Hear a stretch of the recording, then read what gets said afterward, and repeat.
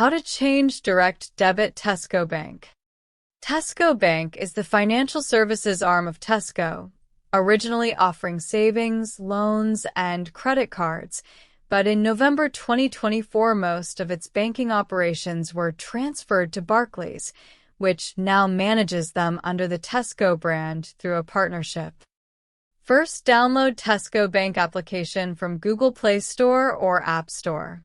Then log into your account with username and password and click Continue. After that, on home page, you have to click on Pay and Transfer at the bottom here. Once you have done that, you can then click on Scheduled Payment.